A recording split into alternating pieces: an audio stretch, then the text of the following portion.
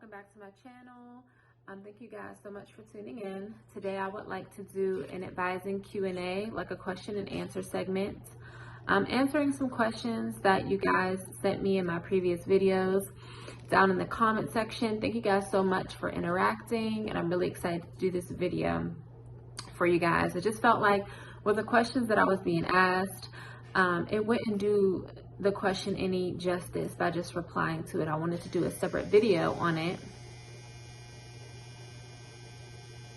My dryer is so loud. I wanted to do a separate video on like each question, just so I can go into more detail about it. Before we get started with the questions, let me give you some more information on my advisor position. So I'm an academic advisor for a university. I do work at a HBCU, and I advise about 4 different departments.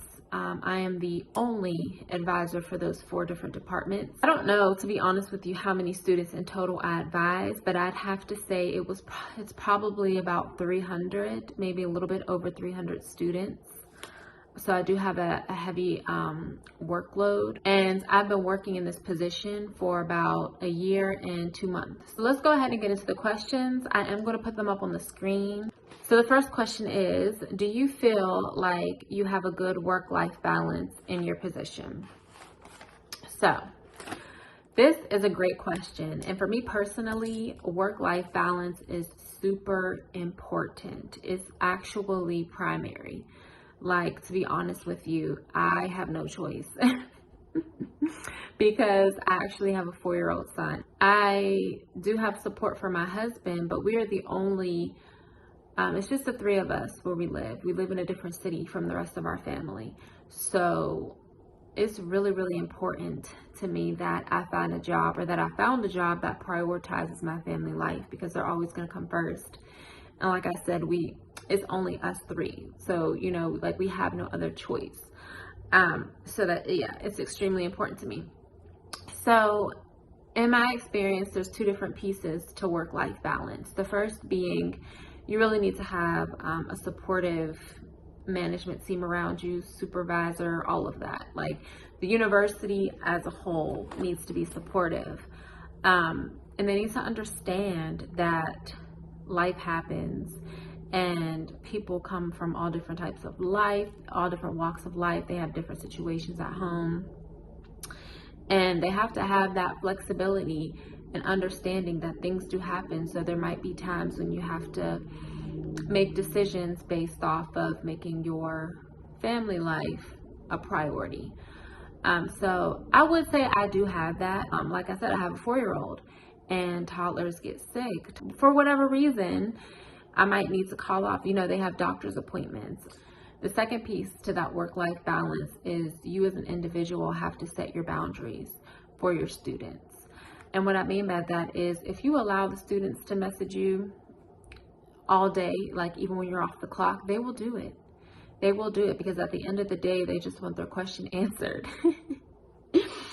The student just wants their situation resolved. So if you allow them to, then, you know, you can run into situations where not only are you working in the office, but when you clock out, it's spilling over into your family life and whatnot. And you have to learn how to set those boundaries. And it's something that I had to learn how to do, because when I first started the position, I was just a little overwhelmed with the amount of students that I did advise. So I found myself at home while I'd be, you know, sitting with my husband. We'd be watching TV. I'd pull out my phone, because I have my Outlook email on my phone, and I'd be replying to emails. And it just got to a point where he's just like, I know you're not over there working. And so I take it serious. My office hours are from 9 to 5. And I make that very clear to all my students. So if you send me an email after 5 p.m., you'll get a response when I am on the clock. Because if not, if the students aren't aware of those boundaries, then you're going to find yourself just like constantly replying to emails, constantly working, and it's going to be impossible to have a healthy work-life balance. So definitely remember to set those boundaries.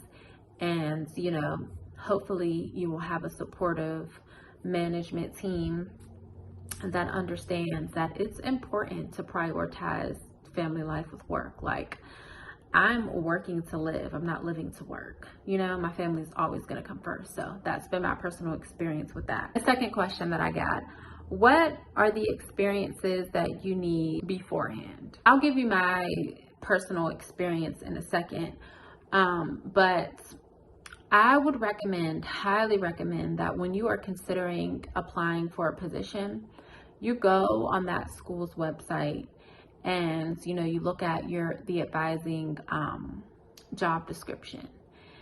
It will tell you, they'll be very straightforward with you, your education requirements, your experience requirements, references. Like, they'll let you know what they need from you in order to be considered for the advisor position.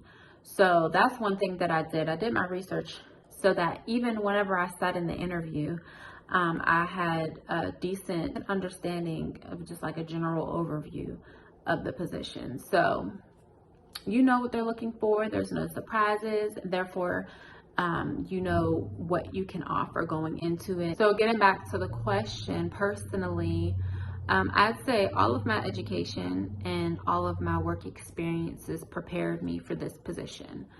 I do have a bachelor's and a master's in communications.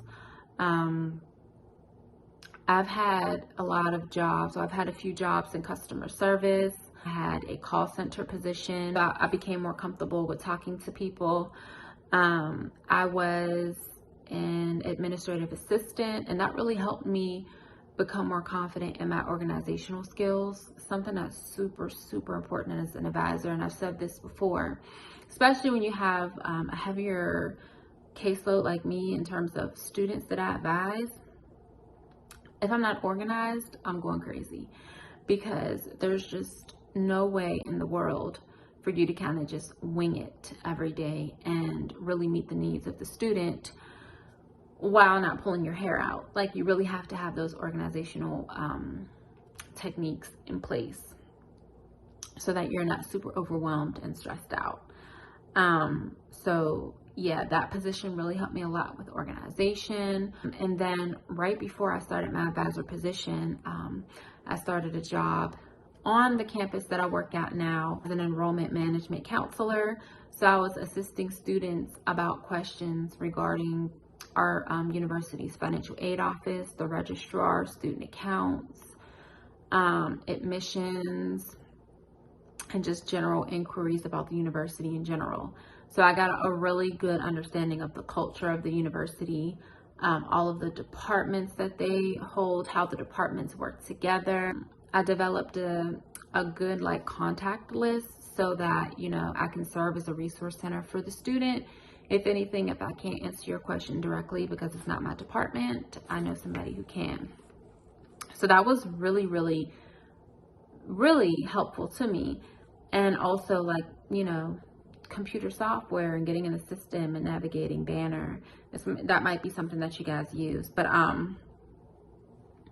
all of those experiences, educational and work experiences, really prepared me for the advisor position. More than likely, though, if you are interested in advising in a university setting, then you'll need a bachelor and a master's degree. But if you're currently in college right now, you may want to consider getting an internship, graduate studies, a graduate assistantship, like something geared towards advising field.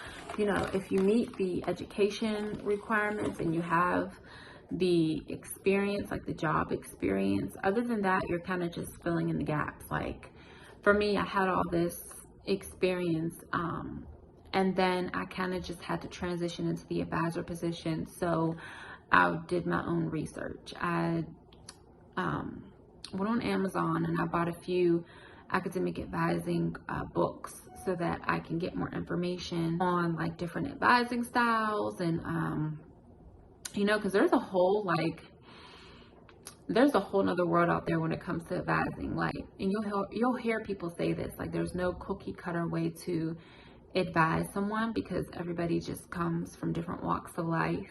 So you kind of have to be flexible and learn how to work with and advise and talk to other people, as you would in everyday life. But just like doing your research and getting more information, I feel like is also very important in terms of your experience specifically to advising. And the last question that I got is, she wanted me to talk about my interview experience as an academic advisor.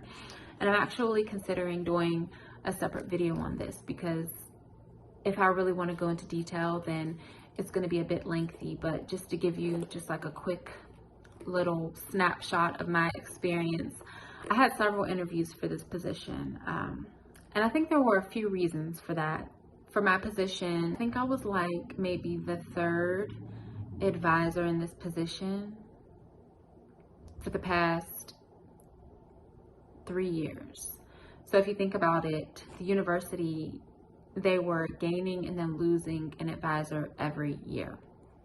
So when I came on board, I think that my interview process was so extensive because they wanted to make sure that I was a good candidate to actually stick around. Because when students or a department does not have like a consistent academic advisor for students, it can be tragic, to be honest with you. Because, oh my goodness, it's just such a trickle-down effect. Like when students don't have a consistent advisor, they just start registering for anything. Or they might miss opportunities to register for things. And then like, you know, that 4 or 5 year plan kind of extends. Like they don't have that guidance that's necessary to get them to the next step.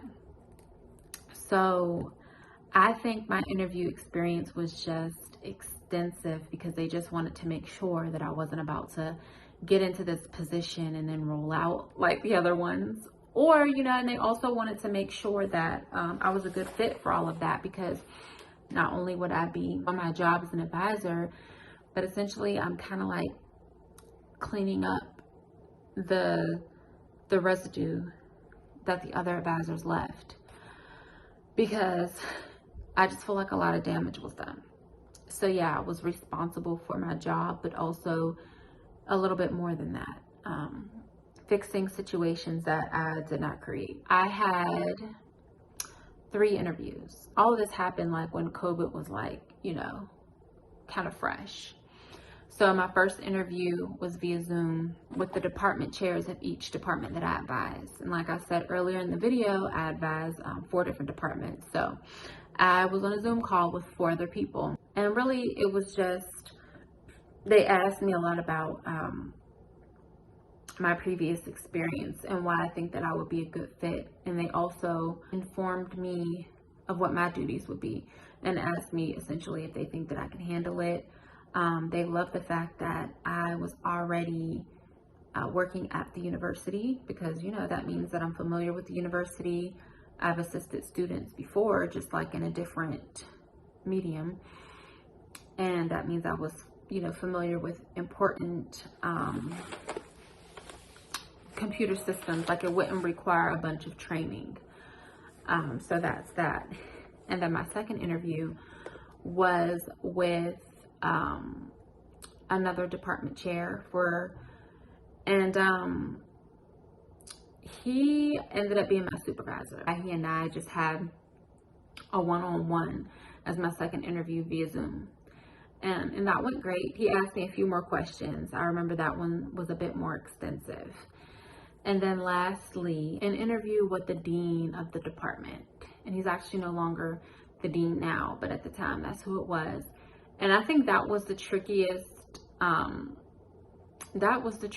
interview, because not only was it extensive, he started asking questions more specific to advising, which was something that I didn't get in the previous interviews. I think they were just so excited that I wouldn't have to really be trained per se, because they just thought that, you know, I could just jump on board, know what I was talking about, even though previously I wasn't an advisor. But he definitely asked questions more geared to the position, and it kind of like intimidated me a little bit, because I mean, I didn't go to school for advising. It kind of was just a new transition for me. Like advising for me, it worked out because I have all this like communications experience and like, you know, I have experiences surrounding advising, but I've never really like got into it. You know what I mean? I've never actually advised a student. So I remember a few of the questions that he asked me, I got stumped on. And I just remember when that interview ended, I didn't feel as confident as I did as the other interviews that I had, because I'm not an interview person, y'all. I don't like to talk. Like, I'm just not a big talker.